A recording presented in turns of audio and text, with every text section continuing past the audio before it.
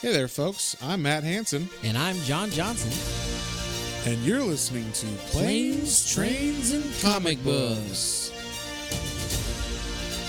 the podcast where we discuss favorites we've reread,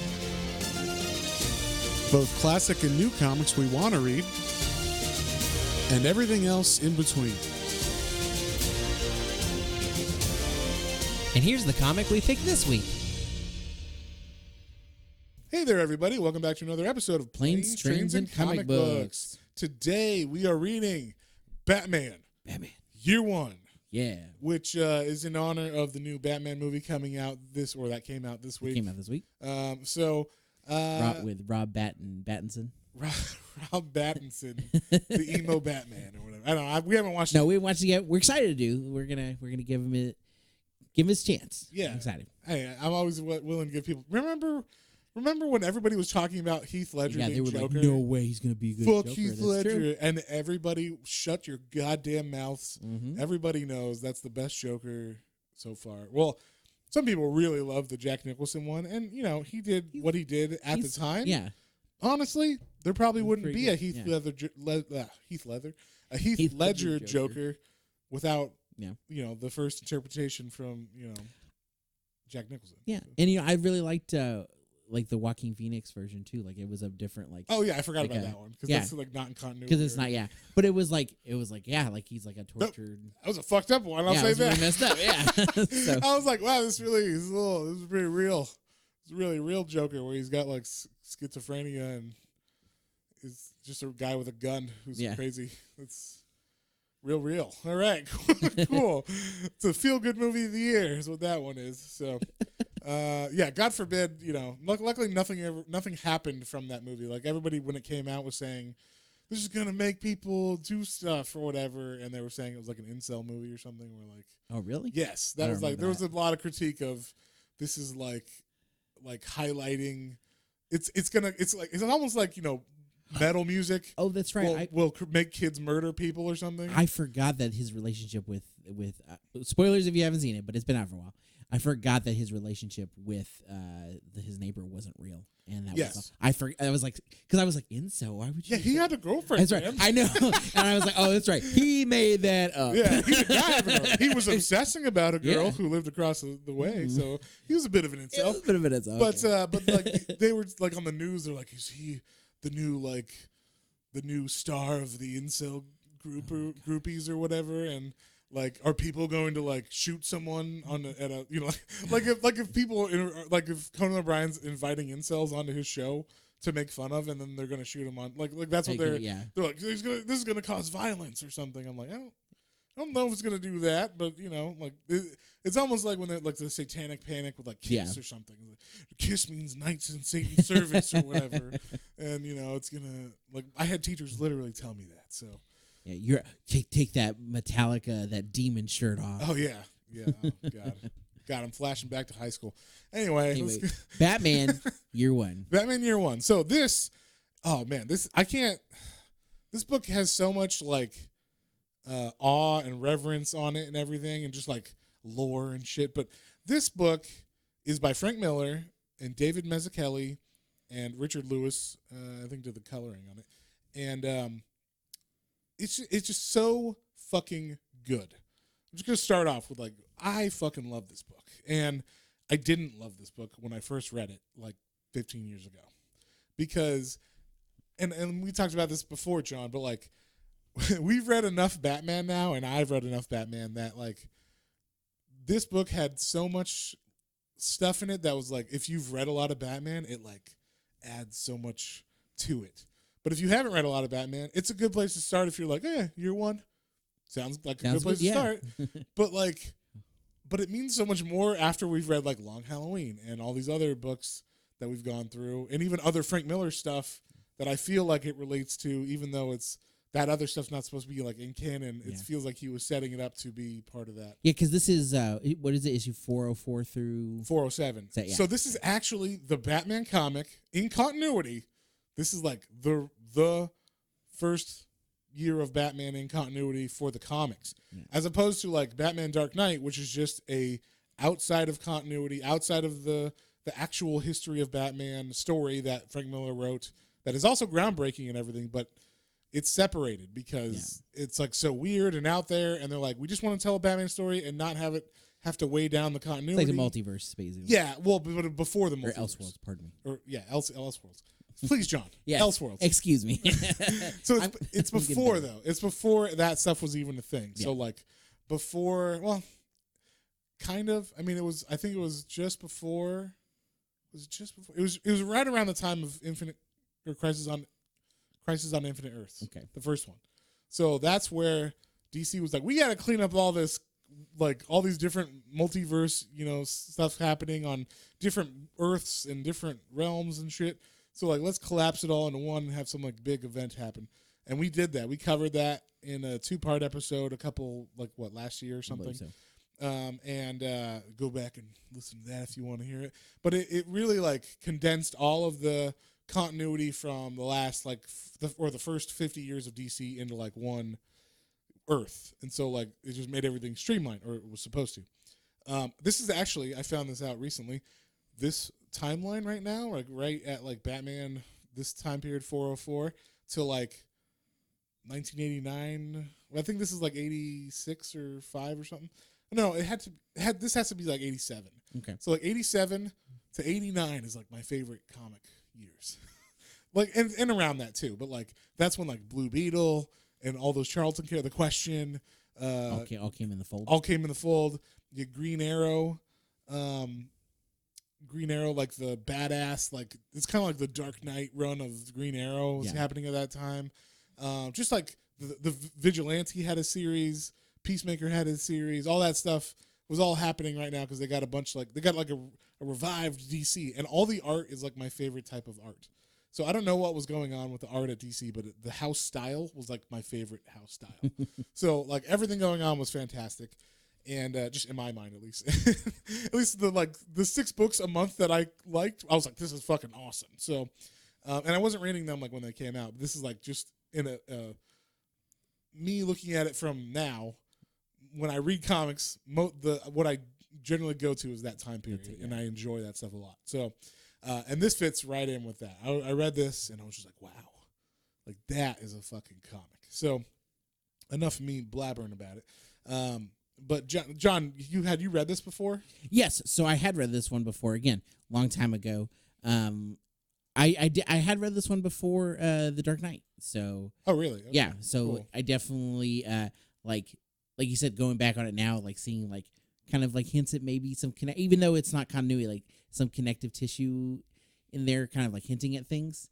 Yeah, and I remember liking it then. I was like, oh, that's cool. Like I've always like I've never been one that's bothered by the superhero origin stories. I like it. I've always been like, well, how'd they get that? And like I'm the one that's like, Superman, how does he shave? I want to know that. Like, I want to know. Then you, sir, would like the '60s Superman. Yes, I know, and it's so silly. But like, I like knowing all the little like the stupid details even sometimes. Yeah. But this in particular, I really like the duality that we have here between Jim Gordon's story going through this, and then Bruce Wayne's story. Yeah, and we should talk about that. That's how this story is posed. It's 2 different narratives happening simultaneously, sometimes exactly simultaneously during the same events and stuff. But it's starting like January 4th of a year, and then it's going one whole year almost to the day. I think so, yeah. Back, a full year it takes place, and it's the year that Lieutenant Jim Gordon, this is before he's commissioned and everything, moves to Gotham with his family, with his wife, who might be pregnant when he's moving there. And he's like, God, I hope she's not, because this city's fucking terrible. Yeah, because I'm moving to like the worst city ever. Imagine you're moving to New York and and in the 80s New York. I don't know. I assume that's like what Gotham's supposed to be, is one of those kind of cities. So. Yeah, those big cities. Not that New York is a trash city or something. A big. I almost said metropolis, but we can't say that because there's actually metropolis. It's like some sort of metropolis. I guess I don't know. What do they say? Like, is it like Jersey to New York? Sure. Yeah. Well, from what I understand, back in the day, New York used to be really full of crime. Yeah. So I'm just gonna assume that's what they were going for, with this. And this is like this was written in the 80s, so it's like I'm assuming trying to mimic that kind of stuff. Yeah. I mean, it's got trains that are in the sky, Yeah. so it could be Chicago or whatever. But he says he came from Chicago to Gotham, so maybe that's why he's on a sky train or what the fuck. I don't know. But yeah, like he's taking the train in, and Bruce Wayne is flying in. Now I was like, is this the plane they show? Is a commercial plane, Yeah. But there's only one passenger that they show in that plane, and it's Bruce Wayne. Well, he's in first class at least. We know that. At least first class. At least. I mean, if I was Bruce Wayne, I'd be flying private everywhere because fuck sitting in any kind of domestic, normal people filled plane, garbage people. Yeah. What did the scary preacher say? He says like it's like a tube of demons. A tube of demons. That's why I have to have these private planes. I like it. I can't be in the tube of demons. Tube of demons. Yes. So yeah. I mean, obviously, and I mean, maybe it's because Bruce Wayne isn't that guy, but he pretends to be that guy. Maybe he likes being around the filth. Maybe. The rabble. The rabble. Yes, the unwashed masses, as they used to call them. So anyway, these two narratives are happening. I was going to say, what do you think of the lettering in this? Because for all you don't know, we're getting a little esoteric here, but the lettering is like the different fonts in the text balloons. And so so Gordan has very obvious, like, it looks like it's typewriter written on notepads. Well, it's not typewriter. It's like handwritten, but it's like it would be on a legal pad or something. Yeah. It's on a yellow box. And Bruce Wayne's is written in cursive on like little pieces of paper kind of torn or whatever. Did you have a hard time reading? It took me a minute to get into to his. It made me laugh because I was like, I haven't read cursive in so long. I was like, to Poosley Gala? What the fuck is he saying? And I'm like, oh, it's from here. All right, okay. I forgot how to read cursive because no one fucking writes in cursive anymore. That's true. So it was funny. I was it's like, dying wow, art. It's a dying like type of language. That's true. I know they don't even teach it anymore for because I have friends that have kids that are like, no, like we've taught them how to sign their name. That's my about child learn how to write cursive. How are they going to read anything from before 1999? Yeah, the before 4 times. Yeah. So anyway, so these two narratives are going on, and I like that they separate them by those two different distinct things because you never get confused of who's talking and when. Because like I said, they overlap sometimes in the same scene and what's going on. So, like I said, Gordan is coming to the town. He's worried about his wife, Barbara. And then when I first read this, I was like, Barbara, isn't that his daughter? And I was all confused because I didn't realize I don't know if I was stupid or whatever. But Barbara is also the name of his wife. Yeah. So, duh. I don't know why. I read this when I was like 19 or whatever, and I was like not steeped in any Batman lore at all or something. So I had just only watched the Batman animated series, and the only Barbara in that is Barbara, his daughter. Yeah. So that's why. But yeah, and Bruce is coming into town from, and this was interesting. I was like, I don't know if this is still lore or this is still continuity, but he's been gone for 15 years, but he's 25. So that means he left when he was 10 to go train and become Batman. Yeah, to learn however many styles of martial arts. Now, hold on. It might be true that maybe he got sent away to like go learn regular school, and then after he graduated from those schools, then he stayed. Then he was like, I'm gonna be Batman, and then or he's gonna be a vigilante. He doesn't know he's Batman yet. He hasn't got a name.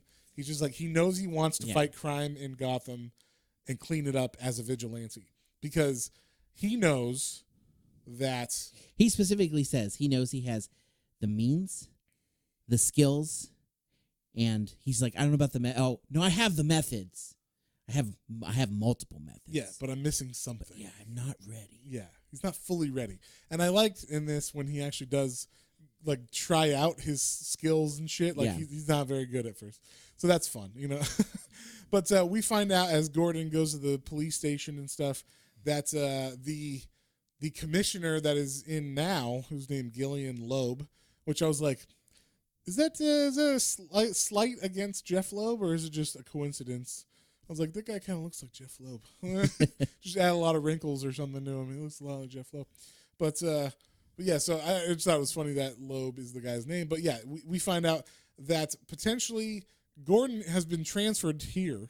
I don't even know if he went willfully. Yeah. But he's been transferred here because he didn't go along with the take. He's the Serpico of the last police force that he was on. And they're like, we don't want you. You won't. You're making us look bad. You're making us look bad. You're doing too good police work, and we're trying to get money. We're trying to get paid and, be enforcers and be feared on the streets. And you're trying to actually solve crimes and shit. Get the fuck out of here. You're not one of us. So something happened to him where, like, he was probably reprimanded for that. Or I think maybe there was a case where he maybe testified against some people or some shit. And so they sent him away, and so he goes to his new commissioner, Loeb, and says, hey, like, I know you've heard a lot about me. I'm not trying to stir shit up. I just want to be, like, a good cop or whatever. And Loeb is actually, like, at first, like, no, you're fine. You'll fit in just fine here. Don't worry about it. We like you. And then we also see Bruce Wayne, getting back to Wayne Manor. And, like, it's the first time he's been back in a long time. I was like, did Alfred just live at Wayne Manor for 15 years? Just dusted a wing. If I was him, he's in his butler suit when Bruce comes back. If I was him, I'd show up in, like, shorts and be like, what's up? Welcome to my fucking house. Yeah, Hawaiian shirt. It's been my house for 15 years. Yes, I've cleaned it, but I paid people to clean it because fuck that. I'm living here now. So, Yeah, I know I'm your butler, but I also have a butler. The butler's butler. Yeah, so they get it back, like, reintroduced, and it's interesting. Master Wayne? Yeah, Master Wayne. Why do we fall down, Master Wayne? So we can put rocks back up. Sorry, that's a terrible. That's our terrible Michael Caine. Terrible but hilarious, and I love doing it. But yeah, so, like, Alfred is just happy. He's like, hey, what's going on?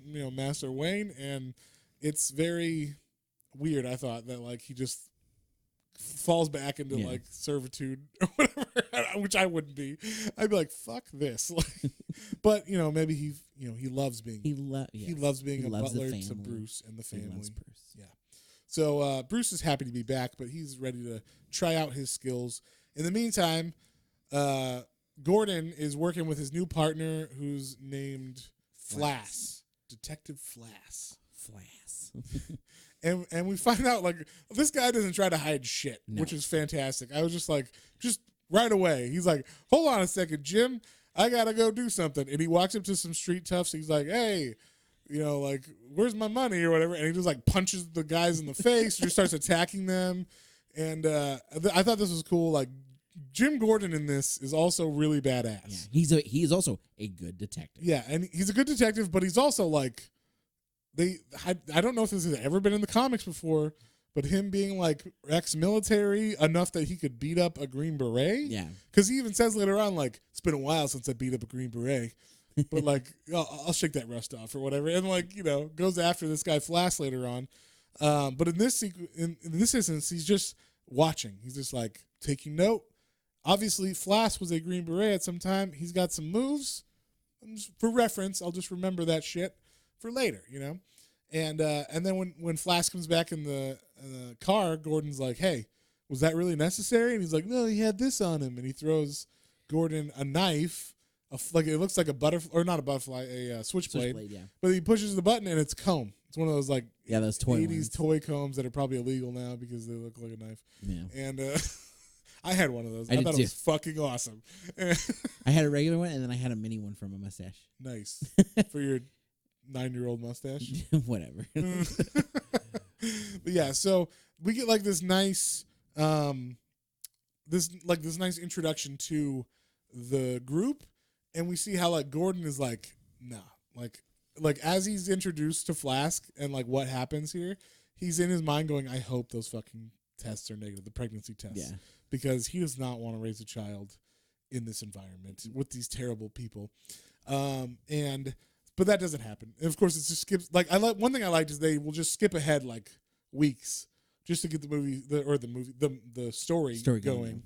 Like they'll jump ahead, and it's already been 2 weeks, and we see he's still with Flask, but we see that he's being more curt with Flask, and he's not like I want to say Flask. I want to say Flask every time too. Yeah, but he's being more curt and like straightforward and direct. Like, hey, don't fuck with me. I don't want to deal with any of this shit. And so Flask is like, look, you should just ease up a little bit, relax, kind of be one of the guys.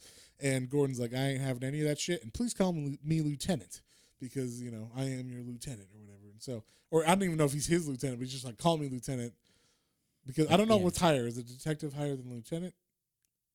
I think lieutenant would be higher. I have no idea. I don't know anything about police ranks, so I don't. Sorry if you're a cop and you're like, what the fuck? But yeah, either way, he's a lieutenant. I got the feeling that he was not higher than a detective. Yeah. So that's probably what it is. Maybe Flask is higher, in rank, and so that's why he's with him in the car and he's driving. Flask is driving always in this situation. So we get to see in these months, because it jumps from like January to like February, and in February we see Master Bruce is training. He's fucking breaking bricks with karate chops and knocking over trees. Whole tree. He kicks a fucking tree in half. Yeah.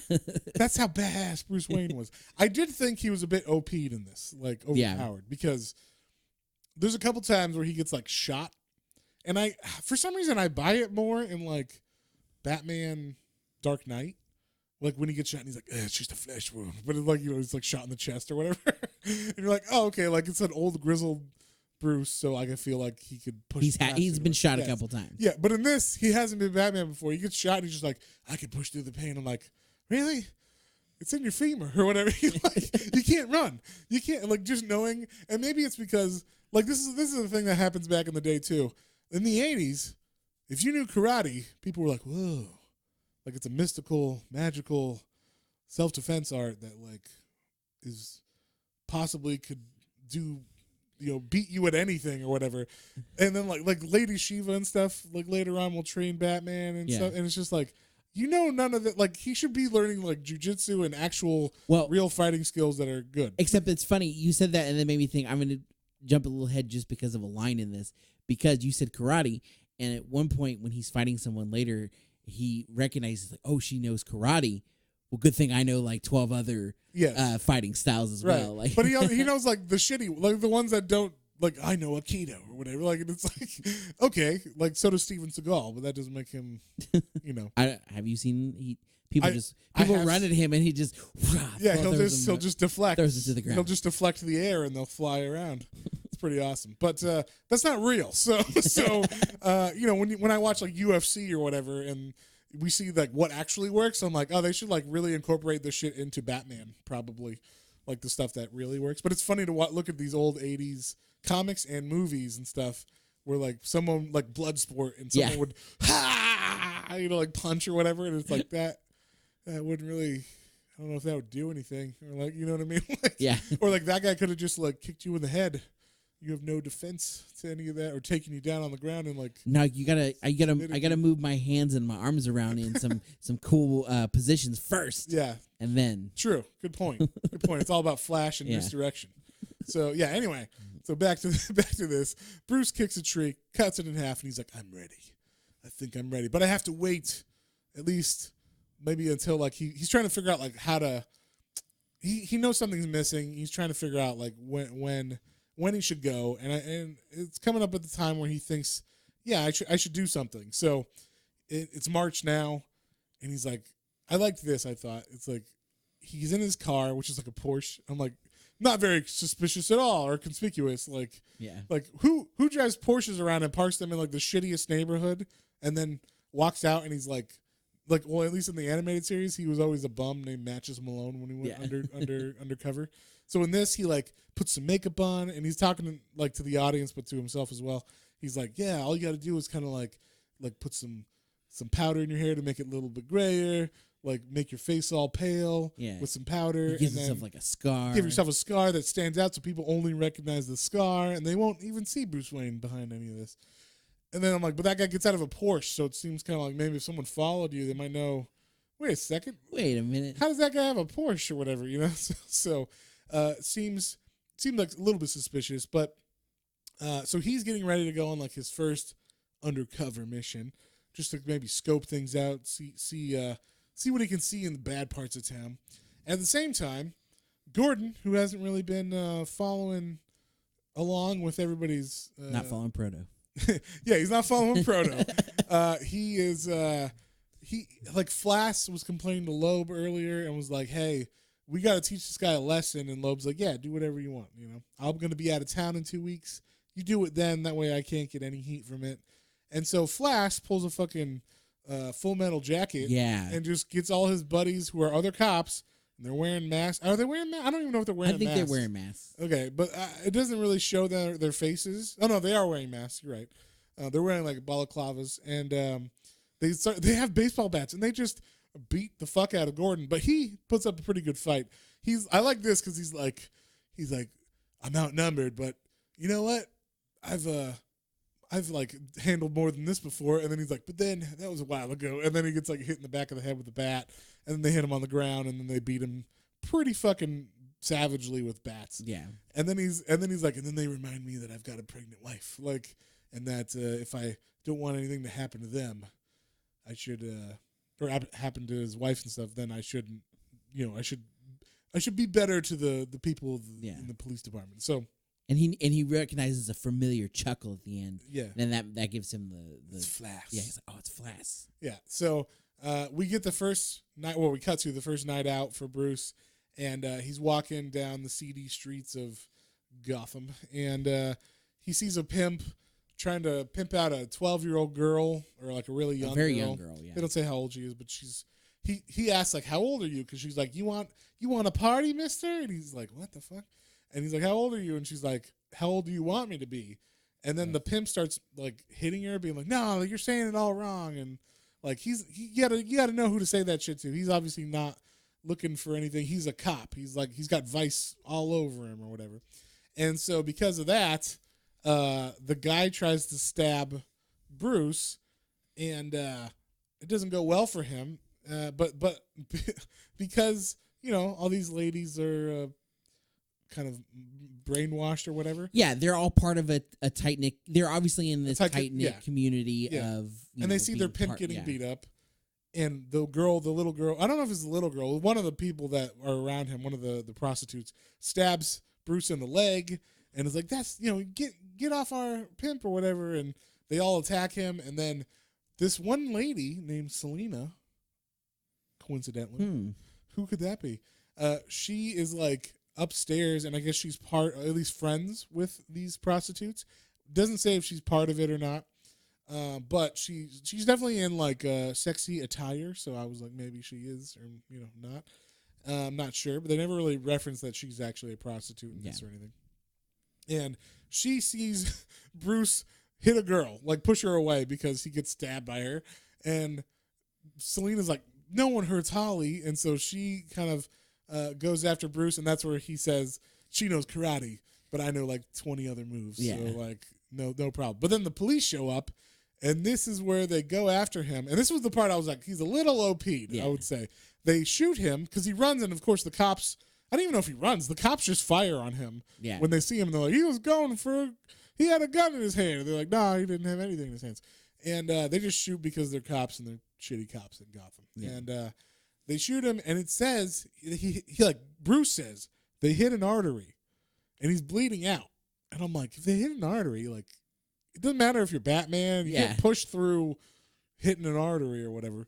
But like, they throw him in the back of their car, and they put handcuffs on him, and he's able to, with an artery bleeding out in the back seat, just snap the cuffs. Yeah, like pull them apart. Yeah, like, with his sheer strength. Yes, and then like punch through. I don't. Maybe this cop car doesn't have like the gate, between the criminals and the front seat or whatever. Yeah, it was hard. He either punches through the gate or just punches the guy, one of the cops, and makes them have an accident.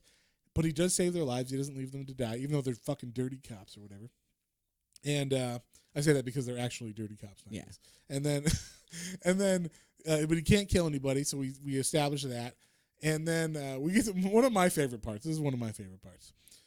So Bruce, gets away, and he's wounded, but he's like, luckily, like I have my Alfred, who's they say, like he actually says, Alfred is a battle trained surgeon or whatever. So like that's one thing my parents left me. He says is like someone who can stop an artery from bleeding, which is cool because I didn't know until more recently that Alfred apparently has a rich background history. He was I thought that was kind of a newer. Was it newer? Thing. Yeah. Okay. That they were going into because he's never really, but this kind of establishes that. Okay, yeah, well that was part of it. Like apparently he was like in like some British Secret Service thing, and he also that was a newer thing. Okay, yeah. Well they said he also the thing I was reading that he was a medic in the military. Yes, I think that was established in this or maybe around this time, and they kept that, but then they made him like, oh no, he's part of like a CIA kind of thing, or like, but the British version. Well, that's good because they always make him out to be like I'm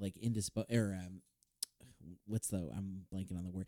Like Batman's right hand man and like right. Always helping, like indispensable. Indispensable. Thank you. That was the word I was looking for, but it wasn't coming to my brain fog.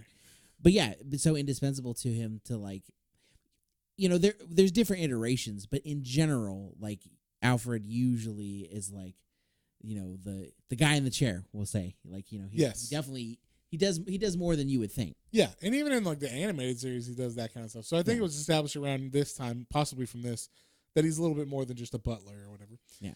So what I was saying was one of my favorite parts is Gordan being the same night. This is the same night that he gets beat up.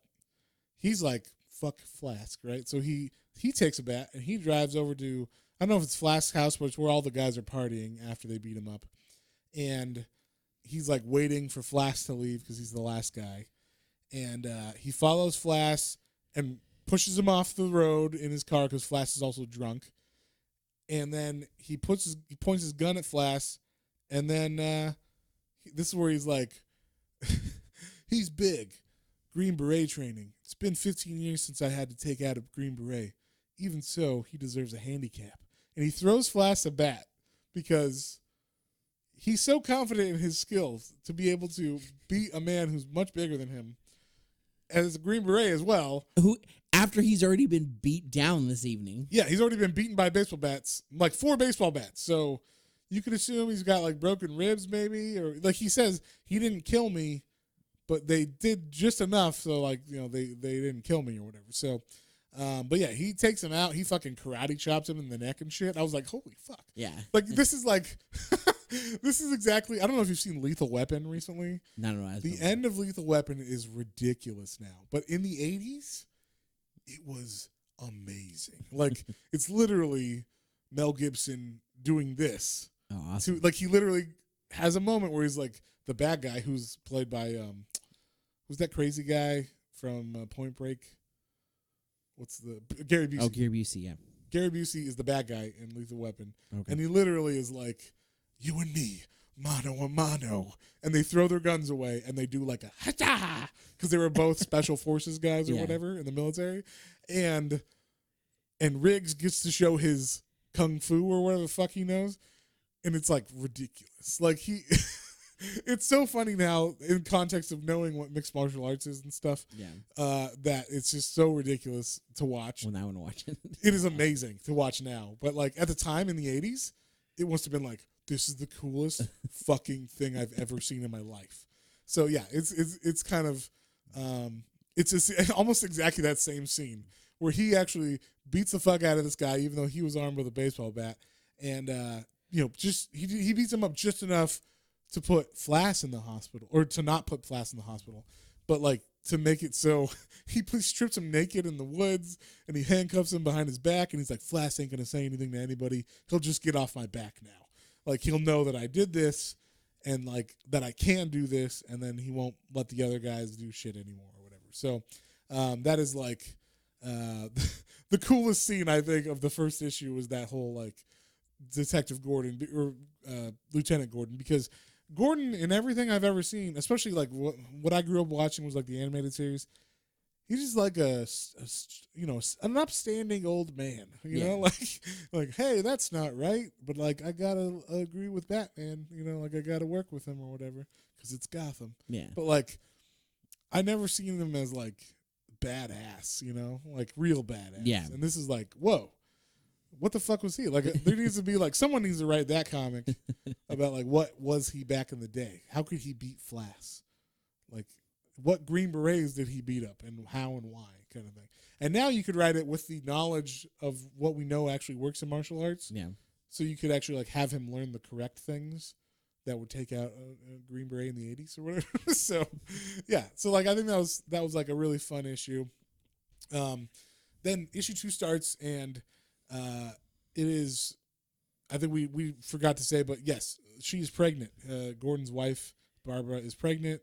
And he says even like, I think he names him and says like James, and he's like, yes, I want it to be a boy. Yeah. Like he specifically wants a boy, and he names him James. And then Gordon's driving to a hostage situation where there's a crazy guy, like a schizophrenic guy, who's got children held hostage in a building.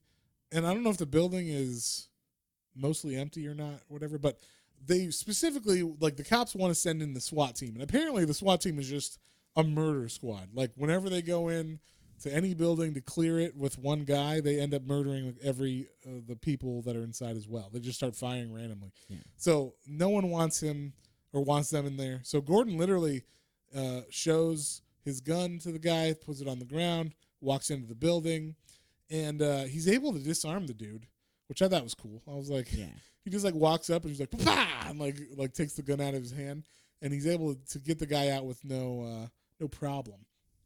And I thought that was pretty awesome. Just the way that they showed Gordon in this is pretty cool. Yeah, no, Gordon is like, every time he's able to pretty much one up the person he's going against every time. So yeah, and one thing that's cool about all this stuff Gordon's doing is he's getting more and more popular with the press, and the press in the city is like, this new hero cop who's new to Gotham. He's kicking ass and taking names, not like all the little shitty cops who are like on the take and murdering people when they get into situations like that. And so it's good for him, but it's like, it kind of protects him because they can't just kill him because everybody likes him. But also it's putting a target on his back even more. And during this time, Bruce, like after that first night, he has like a moment where he's sitting alone in his place, and he's like, I just need to know like how to make these corrupt people in the town afraid. Right, because that was the thing with the pimp. The pimp was like, what the fuck are you going to do or whatever. Like, he wasn't scared of Bruce at all. Because also in this, like, Bruce doesn't look like he's 6'3" or some shit. Yeah. Which I think later on they kind of like make him a little taller, like he gets lifts or some shit. Yeah, it's the ears. Sure.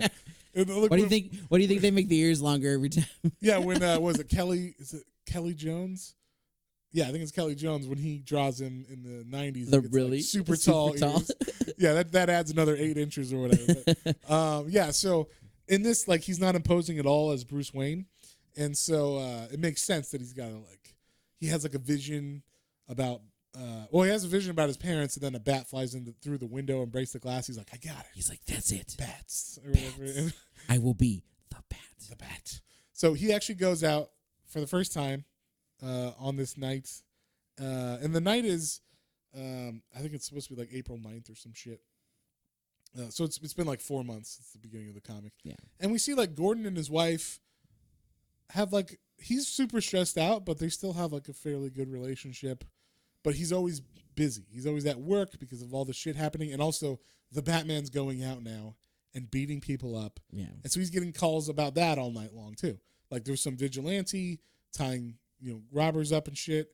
And specifically this night that he gets called about, there's some, I guess, people stealing stuff from an apartment. And they're on a fire escape, as it is back in the cities. And there's 3 guys on a fire escape, so there's not a lot of room because they're 20 stories up, he says. Yeah. And they're trying... This is like the dumbest fucking robbery. We're going to take TVs down. A TV, a record player, and some other stupid shit, and we're going to take it down 20 stairs, 20 flights of stairs on the outside of the building. And no one's going to see that or care or whatever. So they do that, or they try to do that, and Bruce, this time, he's still not on his full Batman game because he jumps down, he scares one of the kids. The scaredest kid, like, he assesses all 3 of them instantly, which I thought was cool. He's like if he could just read their like power levels or some Yeah. shit right away. Like he's got a scanner or something. Like, oh, that guy's 9,000. I got to watch out for him. And this guy's 40. Okay, I can take him on or whatever. But the kid that's like the lowest power or whatever, he falls because he's scared and he falls backwards and almost dies. But Batman grabs his foot. But this leaves Batman open to the other two guys who don't care about their friend who's about to die if Batman lets go. And they begin to kick him in the head and hit him on the head with TVs and shit. And they're just trying to make him, drop the kid or fall himself with the kid, their friend.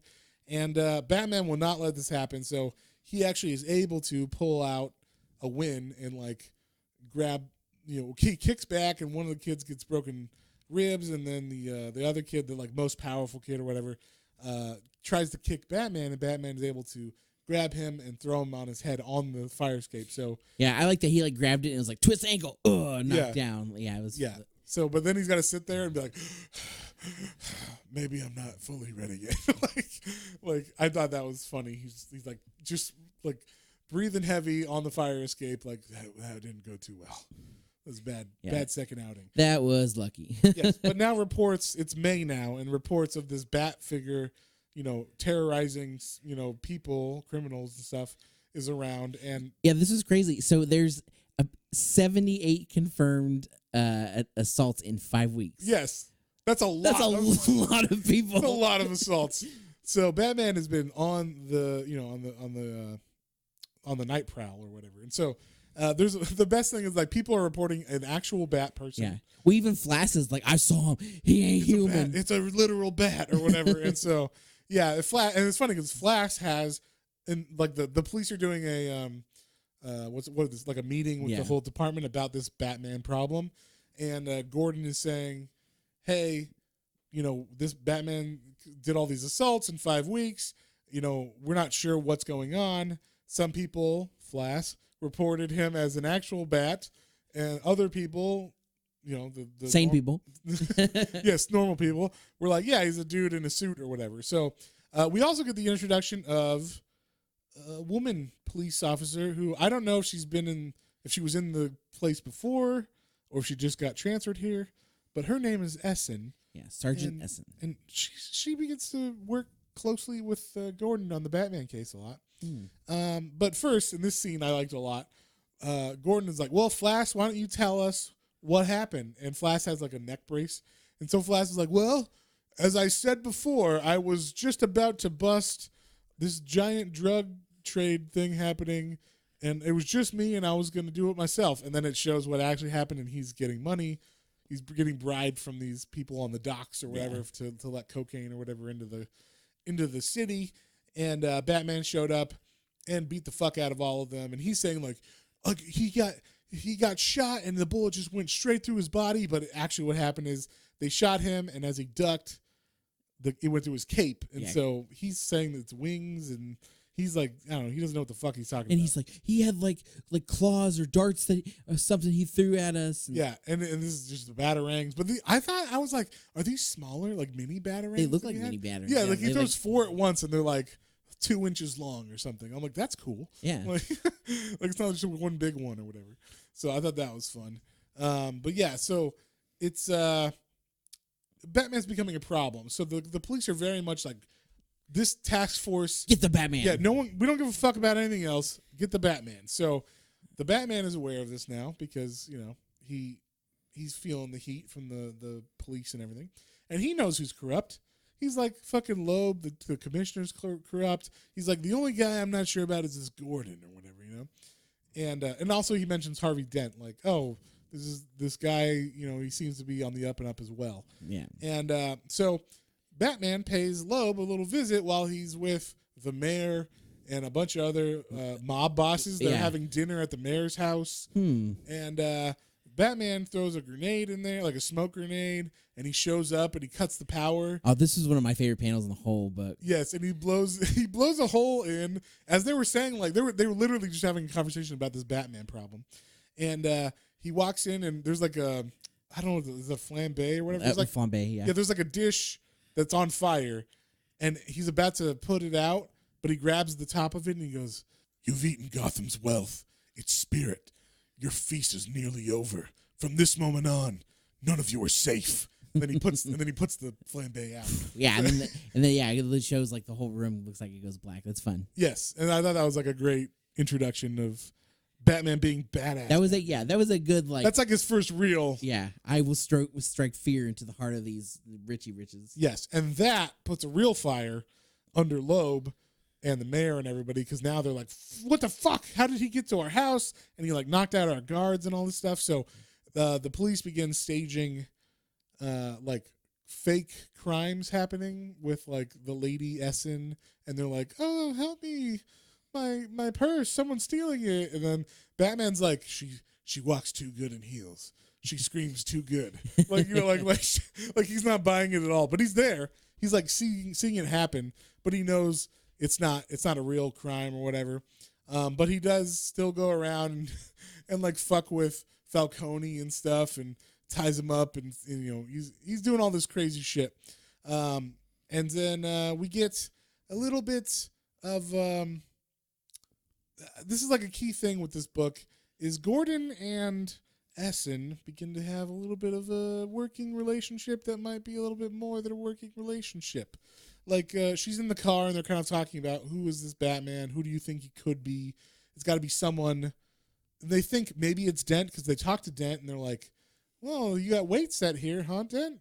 You lift a lot of weights. You know, you're a strong guy, huh? It's interesting, and it's interesting. Some of the people you're going after are the ones that are like that you go after in your at your day job. Yeah, you know? And he's like, I don't know what you're talking about. And then we see that him and Batman, Dent and Batman, have been talking right as Gordan came in. So Batman's hiding behind the desk. Literally crouching behind the desk. Is he gone yet? Yeah, like literally, it's kind of a funny panel. I thought it was funny, but yeah. So Essen and Gordan are talking, and she lights a cigarette that was in her mouth, and then gives it to Gordan to smoke. And he says in his notes, or what his narration, like, I'm already tasting your lipstick on the cigarette. Like he's getting a little too friendly with Essen. You know, he says even, I could kiss you, Essen, because she suggests that maybe Bruce Wayne, you know, is Batman, because he's the richest man in Gotham, and being from the town, you know, his parents were killed, murdered, yeah, and he's got a reason, you know, so he's got the means. Huh. That's weird. She's so on the nose. Yeah, but she knows exactly what's going on. And then, like, right as they're talking about this, they're driving, and I guess, you know, some trucker. Was he speeding or something? Or he was out of control? So. He's out of control, yeah. He's out of control. Gordan tries to save him because he's about to hit like a homeless person that is like pushing a cart across the street. And Batman comes out of nowhere and saves the homeless person. So Gordan thought he was going to die, you know, like, or the person was going to die.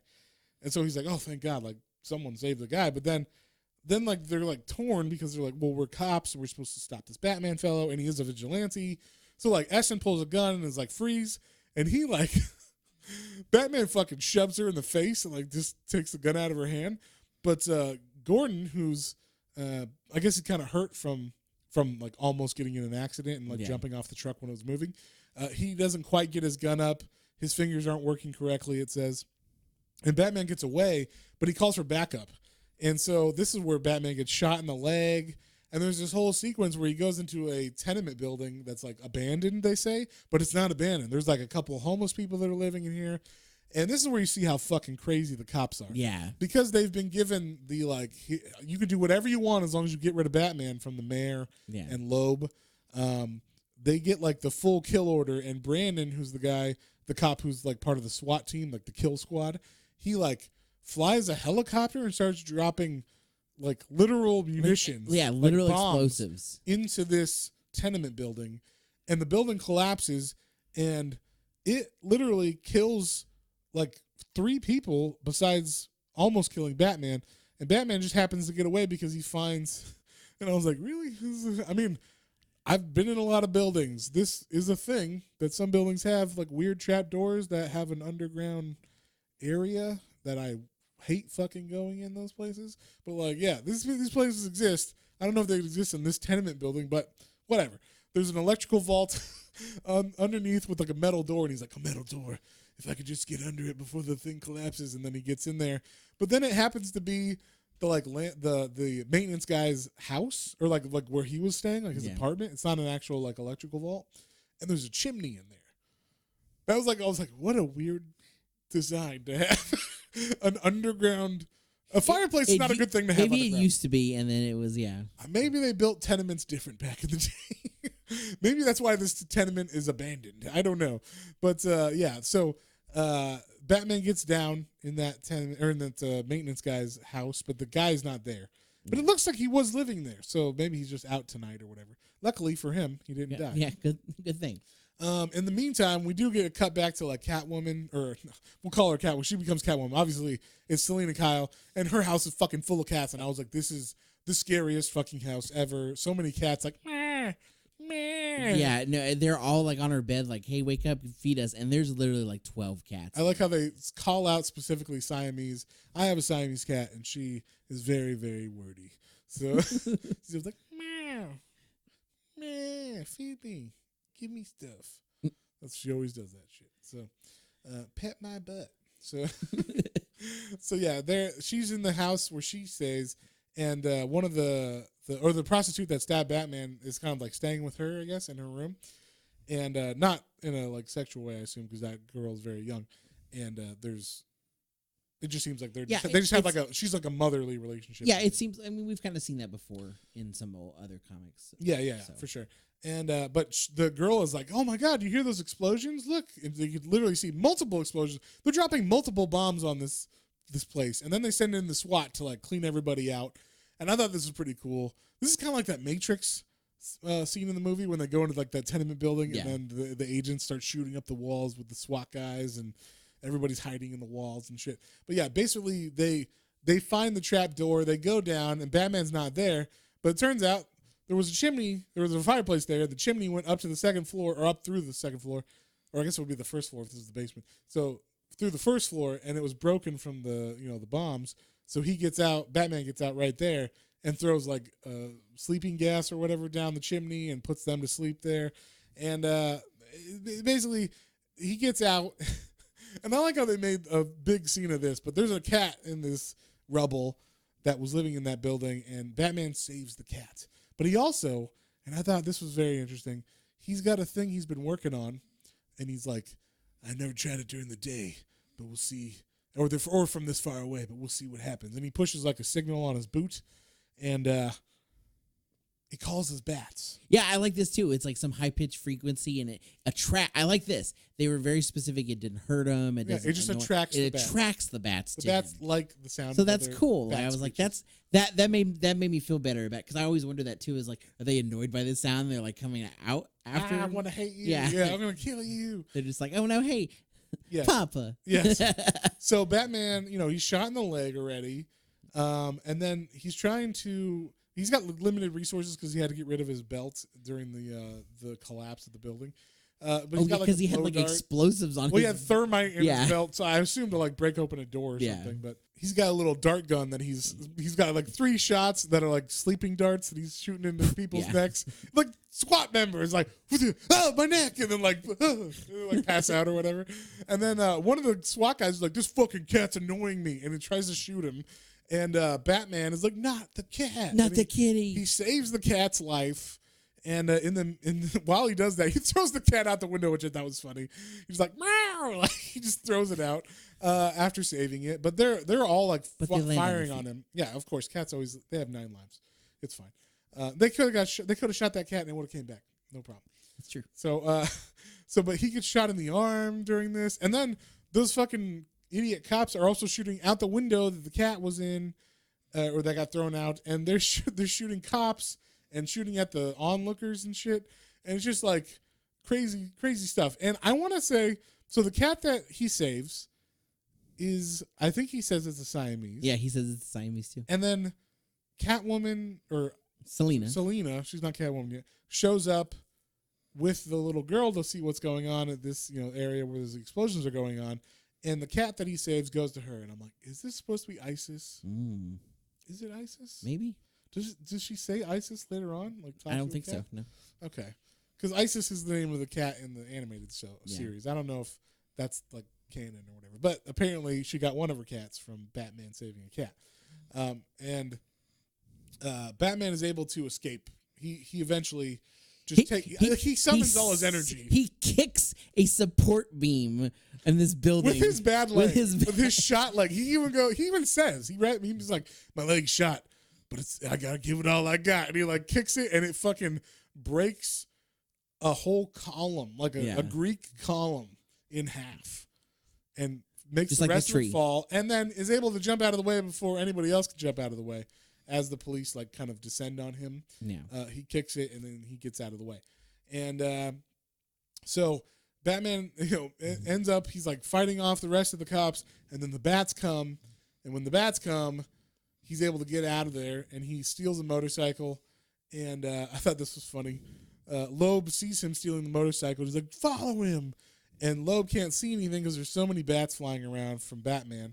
And Batman makes like a right turn, gets away on the motorcycle, but Loeb doesn't see it.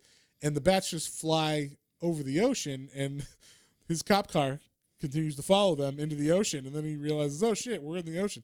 I thought that was funny. Yeah.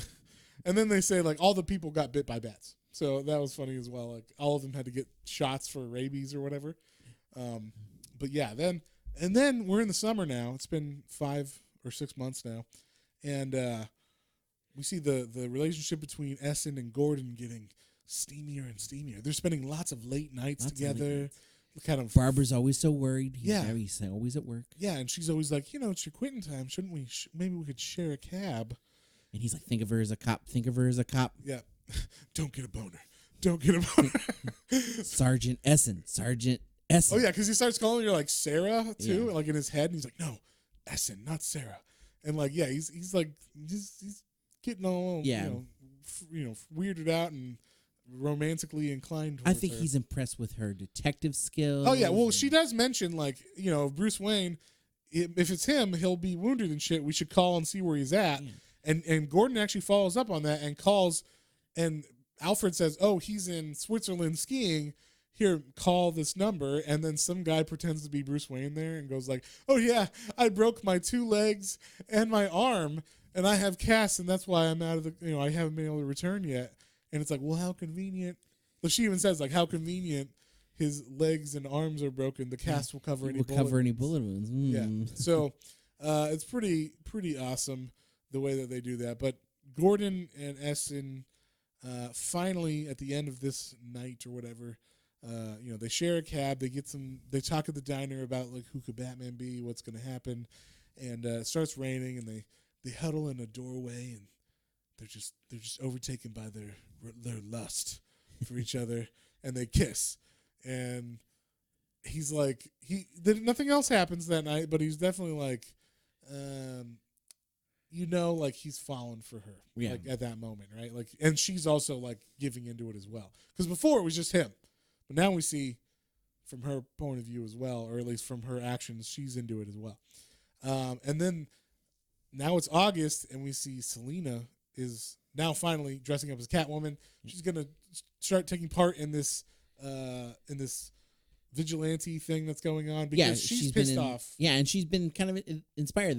They're both been kind of, her and the younger one have been like, oh whoa, Batman is like, it seems like he's trying to clean up and like do some good. Yes, but also she wants to get. I can't remember why she goes after certain people, but she definitely goes after like the Falcone guy and some other people that are like. I think there were people that were basically helping like fund and like keep that kind of area. Oh yeah, because they're on the take for the prostitution and stuff. Yeah, that's right. So like she doesn't like that. Obviously, like 12-year-old kids are getting prostituted. So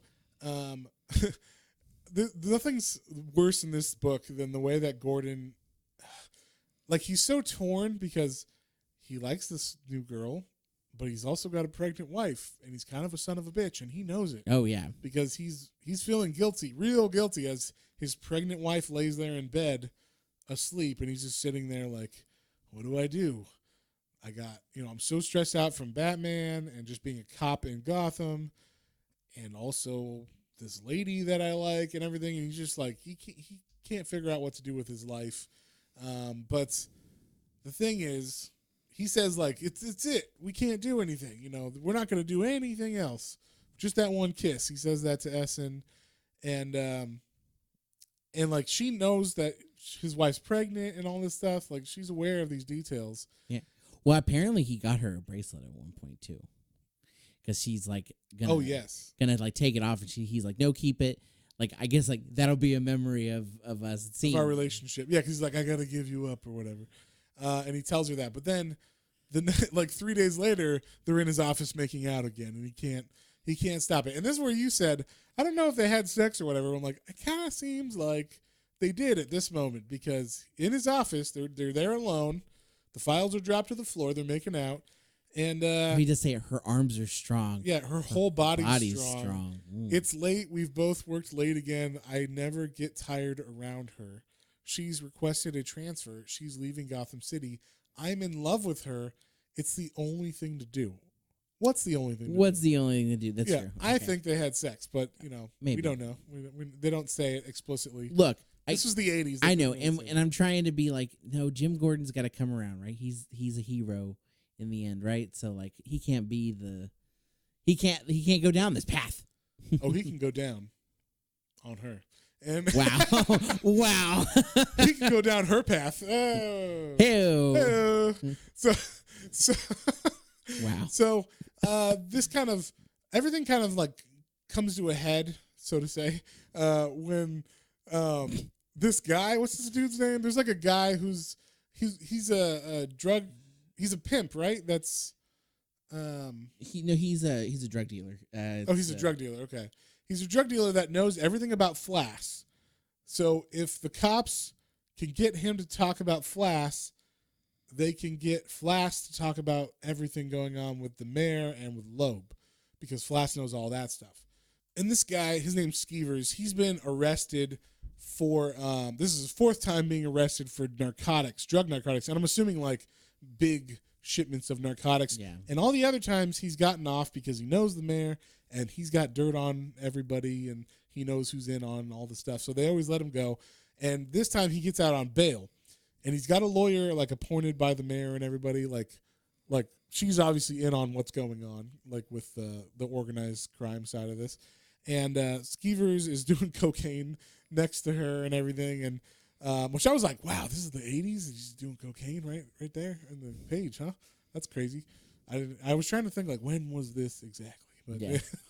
Like what was going on in the comics world at this time? And I don't, cocaine on a page in an actual Batman comic is pretty hardcore, I think. But well, they don't say it's cocaine, so he's just a couple of lines, and he's smoking, or he's snorting with a straw off the table, and he like and he rubs his nose. Yeah, he rubs his nose or whatever. So it's pretty obviously what he's doing.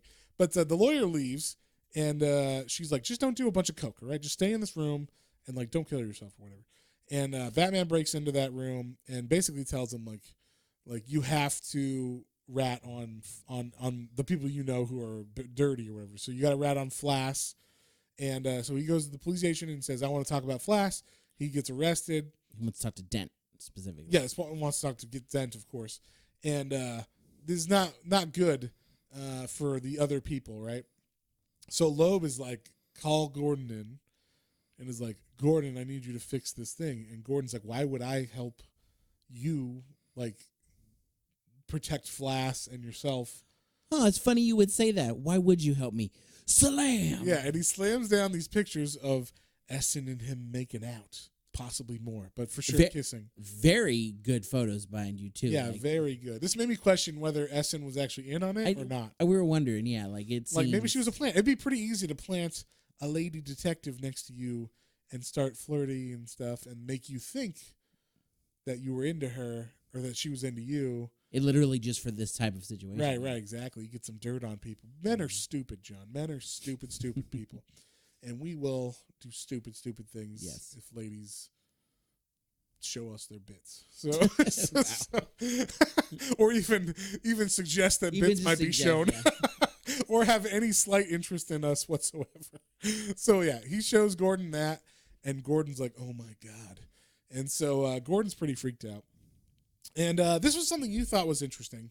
So Gordon still following up on who the fuck is Batman, because the mayor's like, you need to find out who the fuck this Batman guy is, and also we need to take care of Skeevers and what's going on with that. So Gordan goes with his wife to talk to Bruce Wayne, and we were trying to figure out, like, was he doing it just to like kind of be disarming to Bruce, or like, you know, to have Gordon's wife there, Barbara, was she like in on it? Like, hey, watch Bruce and see if he seems weird and tell me what you think afterwards. Like, what was going on in his head? It's said better than having her like stay at home and worry about him, but it seemed like maybe there was a little other. Yeah, well, he asked her at the end of this meeting, like, what'd you think of him? And in this meeting, Bruce Wayne is doing his Bruce Wayne thing where he's like, oh, I have this girl and I fucked her last night. And I mean, he didn't say that. She doesn't even speak English. I don't even know what she was saying, but we definitely fucked a lot. And we're so drunk.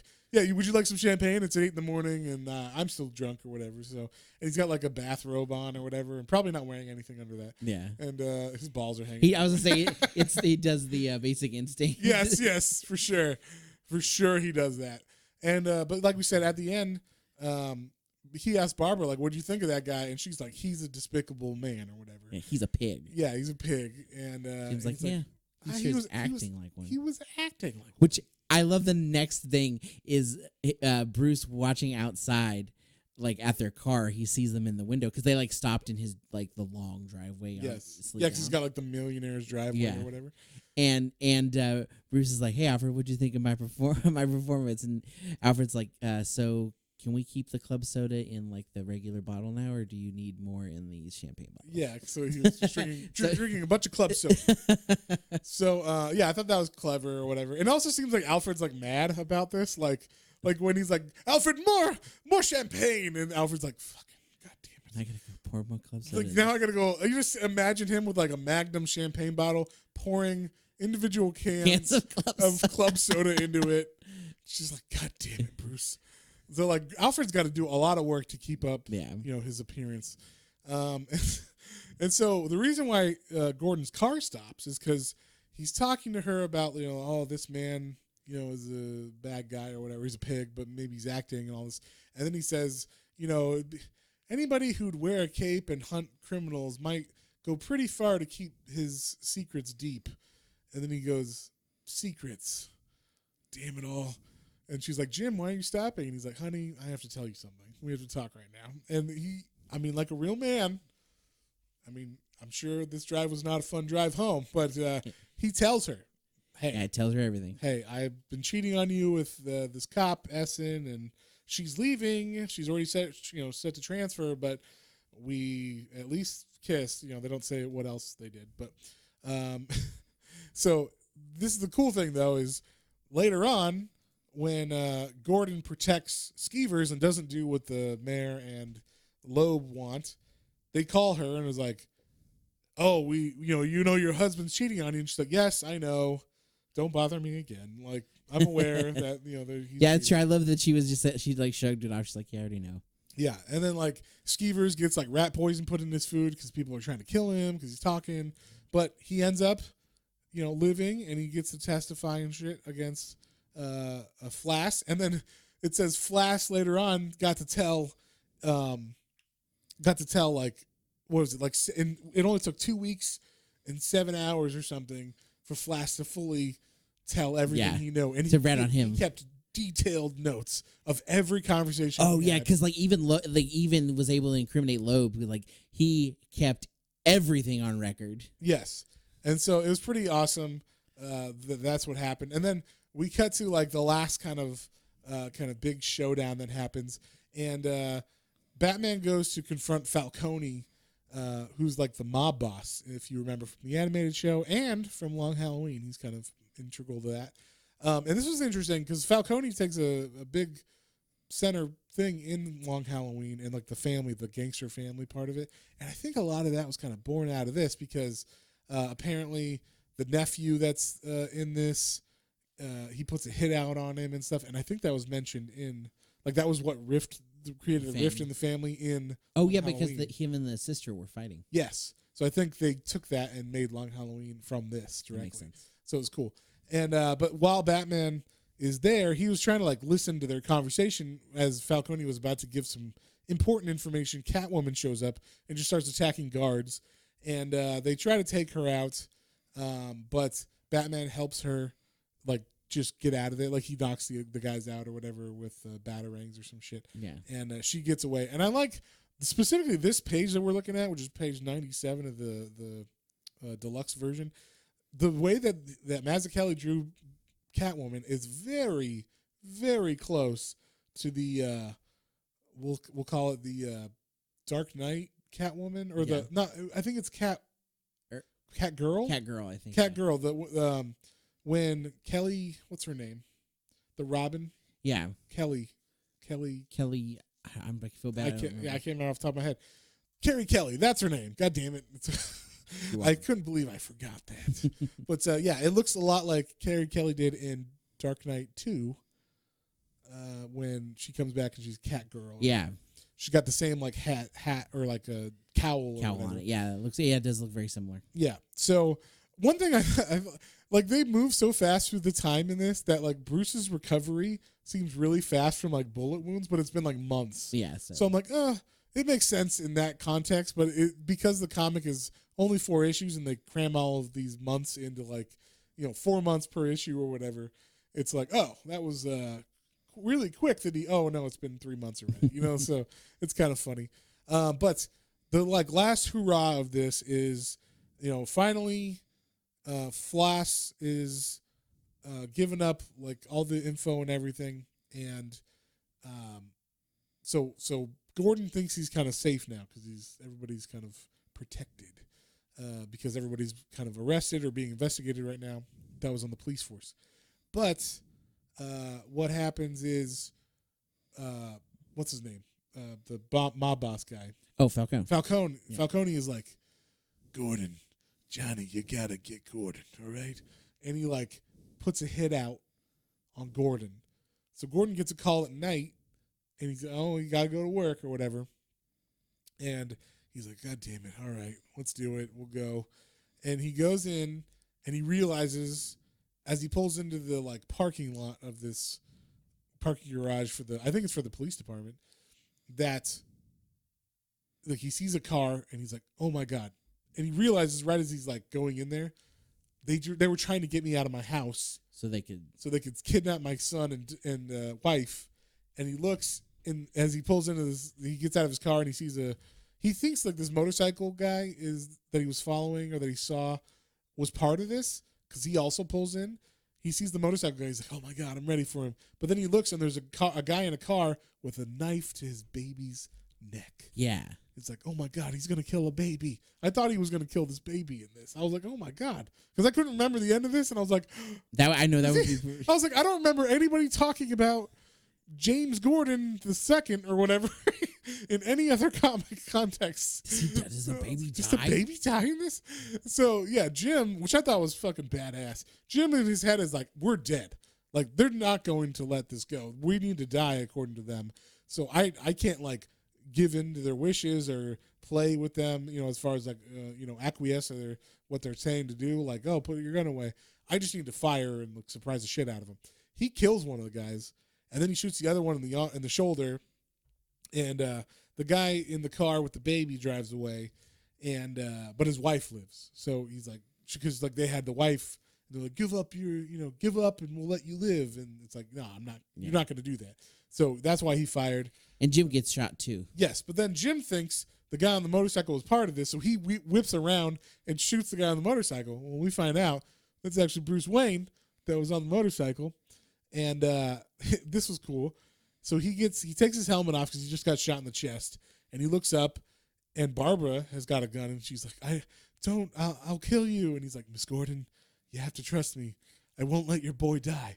And I'm assuming she sees his face. So yeah.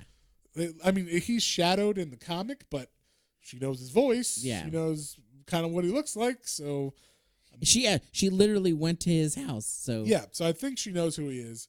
And Gordon takes that motorcycle. Bruce takes a bike, which I thought was funny. Somehow, Bruce catches up to them on a bike, even though they were on a car and a motorcycle. We assume that they didn't get that far. Apparently not far at all, because they're on a bridge, and Gordon shoots at the tire, and the car crashes into the bridge, and the man holding his baby gets out, and has a knife fight with him, and while holding the baby. And he throws the baby over the edge. Yeah, no, that was insane because he's like holding the baby with one hand, coming at Gordan with a knife, like and then like as they're like tussling and he's like pushed Gordan up against the thing, he just like flings the baby with his other hand. Fuck you, baby, and yep, and Gordan. I mean, I felt this panel. There's a panel of Gordan just being no as his baby's falling to his death because he doesn't see Bruce Wayne jumping off the edge of this bridge after the baby, catching the baby, even though the baby's fallen already. So, I mean, physics class would tell me that that's not possible, but he's the goddamn Batman. Yeah, he's the Batman. He's got something in his shoes that propelled him a little bit. His shoes. I don't know. But he does end up saving the baby, and it's pretty epic. There's a great panel of like silhouettes where you see Bruce grab the baby, and then I guess he's able to like tumble and roll into the water with the baby, and he saves him. And it's not very, I mean, they're standing in this water. It looked like he fell like a good 20, 30 feet. They're standing ankle deep in this water. Yeah. So there was not a lot of padding or anything to dive into. It wasn't very deep. So definitely don't want to, dive into this water head first. But he saves the baby, and, Gordan sees his face, and he's like, I liked this a lot. He's like, oh my God, you're safe, boy. And he's like holding the baby, and he says, you must be wearing some armor under that jacket. And Bruce is like, yeah. And he's like, I'm practically blind without my glasses because Gordon's glasses have fallen off. And he's like, sirens are coming. You better go. And so, it's basically him saying, like, I'm going to keep your secret. Like, I know who you are, and I'm going to keep your secret. I don't think before this, Gordan ever knew who Batman was. Yeah.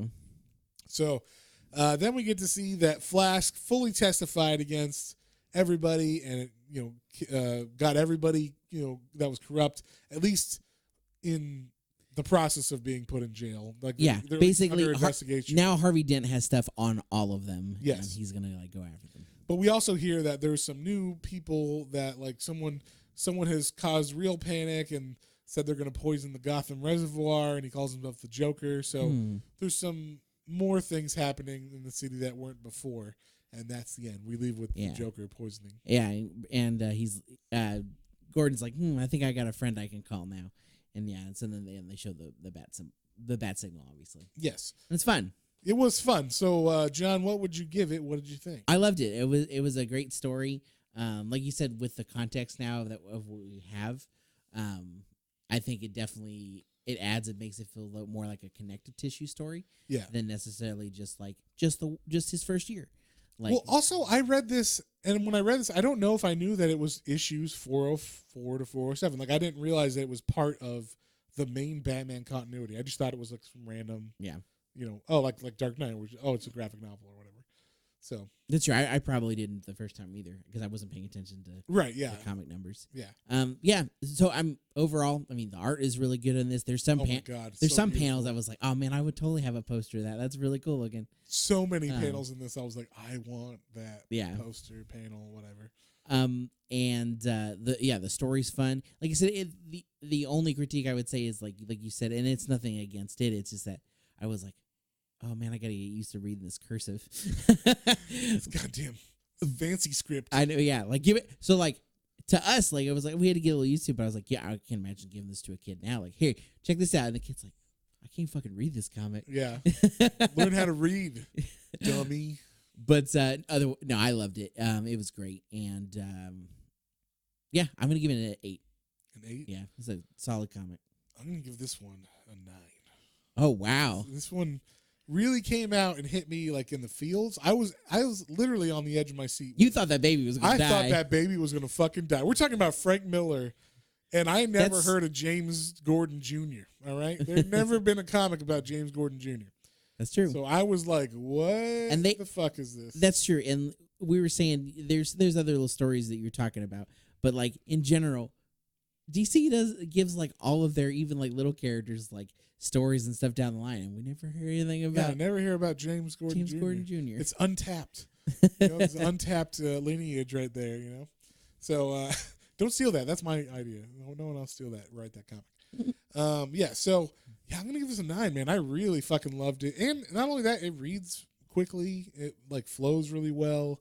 Yeah, we had a lot of tangents here, but this is really only a 4-issue comic. Yeah, so. yeah, exactly. So, I mean, I just thought it was fantastic. The art, I mean, I don't know if I fully appreciated the art when I first read it either, and now I know like what I'm looking at, and I'm like, oh my god. Like we've read so much Batman comics that I'm like, oh, okay, like I know, like how a good Batman page is laid out and all that. Do you know any other David Mazzucchelli off of Mazzucchelli? Mazzucchelli, pardon. Are you sure it's not Mazzucchelli? I don't know. Please, it's Mazzucchelli. Mazzucchelli. My friends call me David. Yeah, there you go. But yeah, I think he did some more work with Frank Miller on Daredevil. Okay, I think I'm trying to remember what else he's done. Well, I was just gonna say in general, like he's like a fine artist. That's the thing. He wasn't like only a comic book artist. It was like he got into comics because Frank Miller was like, I want that guy, and like I think he saw his art like not in comics and was like, that guy's a great artist. So like, and I think he had done some comics, but that's why he was like, yeah, we'll do it. But yeah, I don't think he's done too much work other than that. All the like special stuff in here is actually about Mazzucchelli. It's all stuff from Mazzucchelli, like his early works, like when he's a little kid drawing Batman comics, and then like his first pages he ever submitted, which look fucking fantastic, by the way. Yeah. If that was in a comic now, I'd be like, yes, you are hired, sir. I mean, I'm not even a DC executive, but I would hire him to be a Batman writer or artist. So yeah, I mean, he's pretty fucking good at everything here. Just kind of like a master at everything. And yeah, I mean, you can't really get better than that Mazzucchelli drawing of Batman.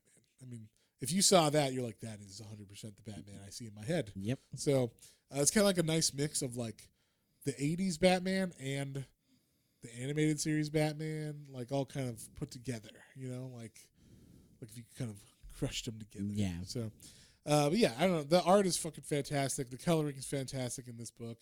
Everything's good in this book. So definitely check it out. What are we reading next week, John?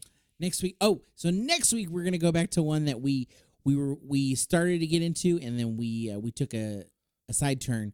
Yeah. Well, because you got sick, and then we were doing Black History Month, so we're going back to what we were supposed to read like 6 weeks ago. We're gonna read Chainsaw Man. Chainsaw Man, which is a manga. We're gonna read Volume 1 of Chainsaw Man, and it looks ridiculous. It looks, yes. I mean, I actually have read this, and I was telling you, hey, we got. I started, but I was sick, so I was like, okay, yeah.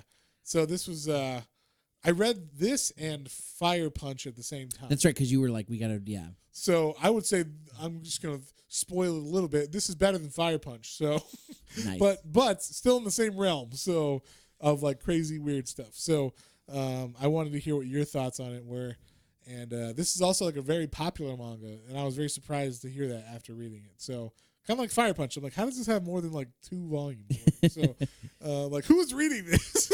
And it's like, yes, like I need more dog fucking or whatever. Yeah, in my life. Jesus. Some weird shit, some cannibal dog fucking. So yeah, just weird shit from Fire Punch. I don't know, but Chainsaw Man has not similar themes, but just like weird stuff as well. So yeah. If you guys have any comments, questions, or suggestions, you can email us at planestrains.comicbooks, all one word, at gmail.com. And don't forget about our Instagram, YouTube channel for exclusive content. We also got our Twitter. And don't forget, check out our Ko-fi. That's our page if you feel so inclined to support us. Yes. KO. We appreciate it. Sure. Yes, ko-fi/planes, trains, and comic books. It's a great way to actually get everything that we've done every week. We do our little weekly recap. So if you missed anything, like anything that was on YouTube or not, we got everything there. And then we also, like I said, we have a couple tiers there for some extra content, some fun things, especially that Matt is working on right now. Yeah, I'm doing Hellblazer Matt's Minis. So if you like the Swamp Thing Matt's Minis, and you want to know more about Hellblazer, I'm doing the same thing, but on Ko-fi.